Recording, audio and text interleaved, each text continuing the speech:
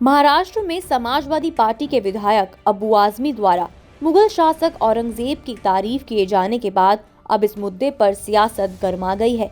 इस बयान का तीखा विरोध करते हुए तुलसी पीठ के जगत गुरु रामभद्राचार्य ने मीडिया से बात करते हुए औरंगजेब को हिंसक और क्रूर शासक करार दिया है।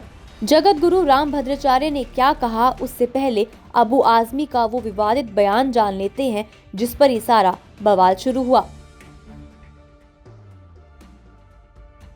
दरअसल पिछले दिनों सपा के विधायक अबू आजमी ने अपने एक बयान में कहा था कि मैं औरंगजेब को क्रूर शासक नहीं मानता।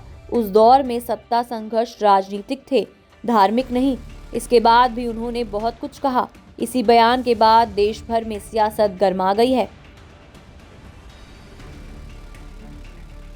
बता दें कि जगत गुरु रामभद्राचार्य ने कहा कि औरंगजेब ने हजारों निर्दोष लोगों की जान ली थी, हजारों ब्राह्मणों के गले काटे थे और उन्होंने पूरी भारतीय संस्कृति को तहस नहस कर दिया था। उन्होंने औरंगजेब को आदर्श मानने वालों को कड़ी नसीहत देते हुए कहा कि हमारे आदर्श भगवान राम और कृष्ण हैं, जबकि शिवाजी महाराज और राणा प्रताप जैसे महान व्यक्तित्व हमारे लिए प्रेरणा स्रोत हैं।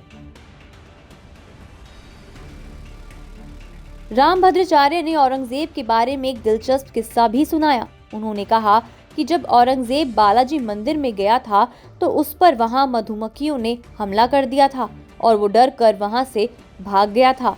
उन्होंने ये भी कहा कि औरंगजेब ने कभी भी मंदिरों का निर्माण नहीं कराया, जबकि हमारे महान शासकों ने धर्म और संस्कृति की रक्षा के लिए मंदिरों को बनवाया और उनकी देखरेख भी की। बता दें कि रामभद्राचार्य ने ये भी कहा कि जो साधु संतों ने औरंगजेब की कब्र पर बुलडोजर चलाने की मांग की है वो सही कदम है। उन्होंने कहा कि ये एक अच्छा निर्णय है और इसे गंभीरता से लिए जाना चाहिए। वहीं समाजवादी पार्टी के नेता अखिलेश यादव के इस कार्रवाई पर आपत्ति जताने के बारे में रामभद्राचार्य ने कहा कि ये उनकी निजी सोच है और वो इसे अपनी बुद्धि के अनुसार देख सकते हैं। रामभद्राचार्य का ये बयान अब सियासी गलियारों में चर्चा का विषय बन चुका है। मध्य प्रदेश तक ये मामला गर्मा गया है और अब सभी की नजरें इस पर बनी हुई है कि इस पर अगला कदम क्या होगा। रामभद्राचार्य ने समाजवादी पार्टी के विधायक के बयान को कड़ा जवाब देते हुए औरंगजेब को एक क्रूर और हिंसक शासक बताया और कहा कि हम ऐसे शासकों को कभी अपना आदर्श नहीं मान सकते। उनके अनुसार हमारे आदर्श शिवाजी, राणा प्रताप, भगवान राम, भगवान कृष्ण हैं जो हमें मार्गदर्शन देते हैं।